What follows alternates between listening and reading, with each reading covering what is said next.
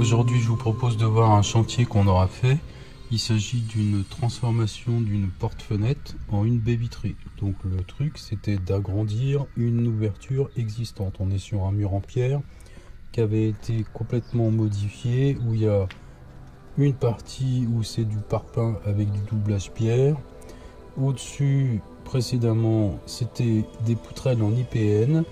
Et on s'est rendu compte au moment de réaliser l'ouverture qu'il y avait déjà avant encore une autre ouverture plus grande avec des IPN qui avaient été laissées dans le mur au-dessus.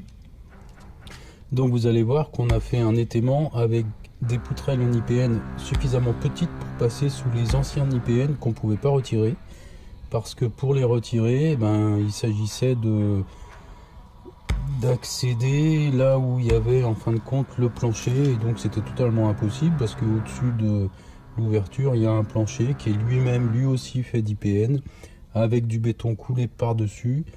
Donc c'est un peu une maison qui a été rafistolée et modifiée plusieurs fois. Donc là pour le coup on a complètement improvisé, mais ça permet aussi de montrer pas mal de choses comme ce que c'est que la débrouille selon ce que moi je pense être la débrouille des artisans, où ils ont prévu quelque chose mais en fin de compte il faut qu'ils fassent complètement autrement que ce qu'ils avaient prévu. Le résultat, ce qui compte pour moi, c'est que ça tienne la route. Donc vous allez voir que on a fait des murs en parpaing de 10 qu'on habille à l'extérieur avec des pierres montées au ciment. Il faut savoir que les pierres qu'il y a vers chez nous, c'est des pierres, en fin de compte, c'est du silex. Donc ces pierres-là supportent le ciment sans aucun problème, ça leur fait rien du tout. Ce qui nous permet ensuite de coffrer entre les parpaings côté intérieur et de couler du béton armé. Ce qui fait qu'on a des poteaux super solides. Et au-dessus de ça, ce qu'on a fait pour cette ouverture, c'est qu'on a posé des poutrelles de plancher qu'on a utilisées pour faire le linteau. Alors c'est absolument pas du tout aux normes ni quoi que ce soit, mais c'est super efficace pour réaliser une ouverture suffisamment vite et bien suffisamment solide, puisque au-dessus des poutrelles on a rajouté des ferrailles dans lesquelles on a mis du béton. Et si vous regardez bien les images, vous allez voir qu'on avait très peu d'accès, donc c'était pratiquement impossible de faire un linteau digne de ce nom avec un coffrage, du béton armé et une ferraille suffisante pour que ça tienne avec du véritable béton armé. Bon, là le but c'est pas de rentrer trop dans la technique et les détails. J'ai absolument pas filmé pendant le travail, j'ai filmé le résultat.